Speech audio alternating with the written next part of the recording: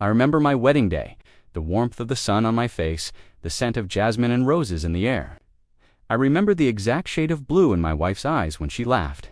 They were the color of the ocean on a clear day. The only problem is, in this world, my wife was never born. She never existed. To everyone else, the world is perfect. It's 2026, and we're living in some kind of golden age. Peace, prosperity, you name it. The history books show a clean, unbroken line of progress. There are no scars from the pandemic that I remember from the early 2020s, no hint of the political chaos that came after. Even the skyline is different. I have a clear memory of the Freedom Tower in New York, a monument to resilience. Here, it was never built. The space remains empty. My job pays the bills. My apartment is quiet. Nothing is wrong, except the timeline is a lie, and I was left behind.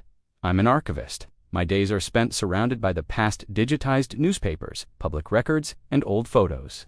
It's a world of facts, concrete data. But my own memory is the one file that doesn't belong. I have these echoes, phantom feelings. I'll catch the scent of a specific perfume on a crowded street that no one else seems to notice. I'll feel the muscle memory of reaching for a hand that isn't there. It was a photo from a 2006 street fair, tucked away in the background, out of focus. But unmistakable.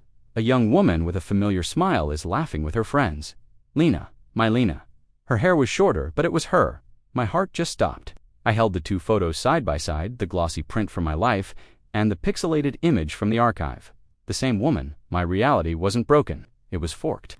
That name led me deeper into encrypted forums and hidden corners of the web. I found whispers of a secret group. They called themselves the Chronos Society, self-proclaimed guardians of history, operating outside of any government. Their logo was an owl, clutching an hourglass, and according to the broken bits of text I could decrypt, they didn't just observe history, they corrected it. The trail led to a bland office building in the financial district. It was the kind of place you'd walk past 1,000 times and never notice. Inside it was sterile and quiet. No logos, no names on the directory. Just a single, unmarked door at the end of a long hallway. You are an anomaly, Elias. A remnant of a timeline that no longer exists.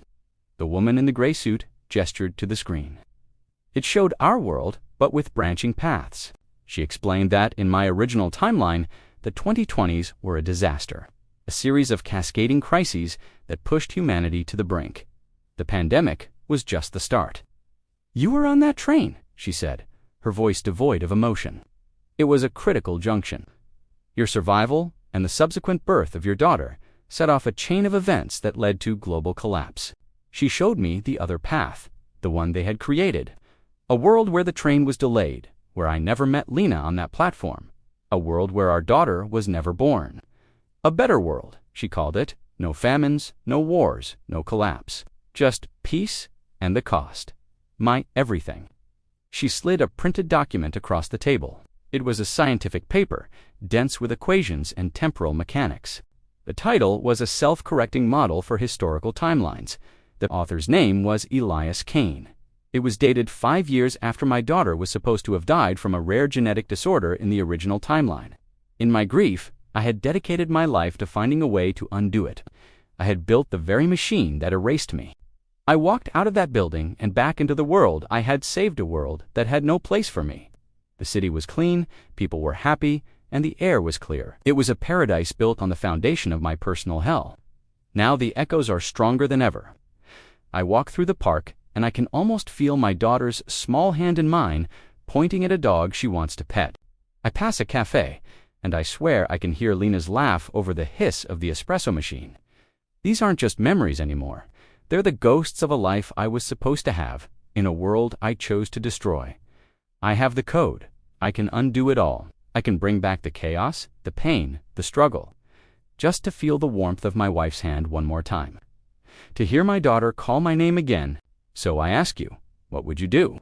Would you choose a perfect world, or a world where you loved and were loved, even if it was flawed? The choice is yours.